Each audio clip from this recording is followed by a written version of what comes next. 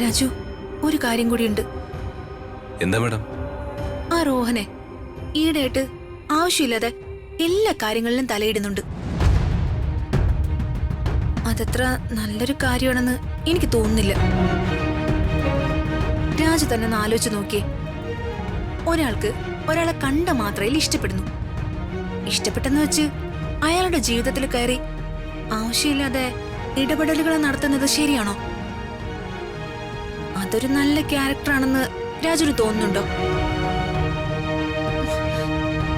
എനിക്ക് ഈ വിവാഹത്തിൽ താല്പര്യമില്ലെന്ന് തുറന്ന് പറഞ്ഞിട്ട് പോലും അവനത് കാര്യമാക്കിയില്ല. അതായത് എനിക്കിഷ്ടമല്ലെങ്കിൽ പോലും അവൻ എന്നെ വിവാഹം കഴിച്ചേ അടങ്ങുന്ന വാശിയില്ല. ഞാൻ അത് ചെയ്യരുത് ഇത് ചെയ്യരുതെന്നൊക്കെ പറയാൻ അവനെന്താ അവകാശം? കല്യാണം തീരുമാനിച്ചെന്നല്ലേ ഉള്ളൂ, അല്ലാതെ ഞാൻ അവന്റെ ഭാര്യയൊന്നുമല്ലല്ലോ. അഥവാ ഭാര്യ ആയാൽ പോലും അങ്ങനെ പറയാൻ പാടുണ്ടോ? ഓരോരുത്തർക്കും അവരവരുടെ വ്യക്തി സ്വാതന്ത്ര്യങ്ങളില്ലേ? എനിക്കെന്തോ ഇത് ശരിയാവും തോന്നുന്നില്ല രാജു. മാഡം പറയുന്ന കാര്യങ്ങളെല്ലാം എനിക്കും തോന്നിയതാ. ഇപ്പോ നമ്മൾ തമ്മിൽ തന്നെ എത്ര നാളത്തെ പരിചയമുണ്ട്? എന്നിട്ടും നമ്മൾ രണ്ടുപേരില് ആരും അങ്ങോട്ടും ഇങ്ങോട്ടും ഓരോന്ന് ചെയ്യണമെന്ന് പറയുകയോ വാശി പിടിക്കുകയോ ചെയ്തിട്ടില്ല. അതിനെ പരസ്പരം മനസ്സിലാക്കലെന്നൊക്കെ പറയും. ഏതൊരു റിലേഷൻഷിപ്പിലായാലും പരസ്പരം മനസ്സിലാക്കാൻ കഴിഞ്ഞില്ലെങ്കിൽ ആ ബന്ധം പേരിന് മാത്രമേ ആവുള്ളൂ. ആ ബന്ധത്തിന് ഒരു ആത്മാവില്ലാതായി പോവും. അത് മാത്രമല്ല മാഡം, റോഹന്റെ ക്യാരക്ടർ എനിക്കങ്ങോട്ട് ഡൈജസ്റ്റ് ആവുന്നില്ല. എന്തായാലും മാഡത്തിന്റെ ജീവിതത്തിൽ കയറിയിട്ടുള്ള അവന്റെ ഭരണം നമുക്കത് അവസാനിപ്പിക്കാം. അതിനെന്തെങ്കിലും ഒരു വഴി ഉടനെ നമുക്കുണ്ടാക്കാം. മാഡം വിഷമിക്കണ്ട. എനിക്കറിയാം രാജു. രാജു എന്റെ കൂടെ ഏത് പ്രതിസന്ധി ഘട്ടത്തിലും കൂടെ ഉണ്ടാവുമെന്ന്.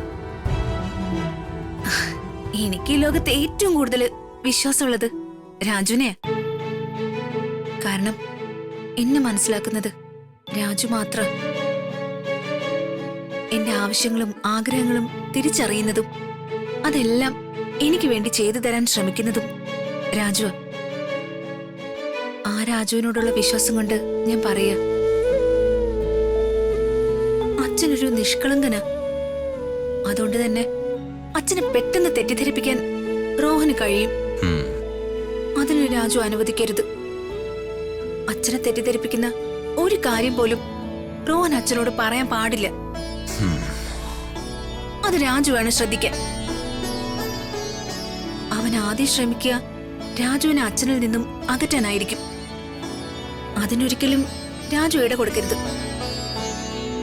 അച്ഛന്റെ മനസ്സിലെ രാജുവിന്റെ സ്ഥാനം എന്നും രാജു നിലനിർത്തണം.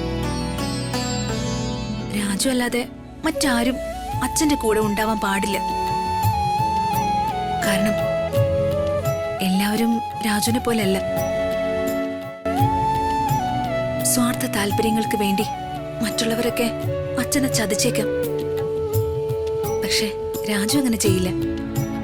അതെന്റെ ഉറപ്പാ. ഒരിക്കലും തെറ്റാത്ത ഉറപ്പ്. അകലേ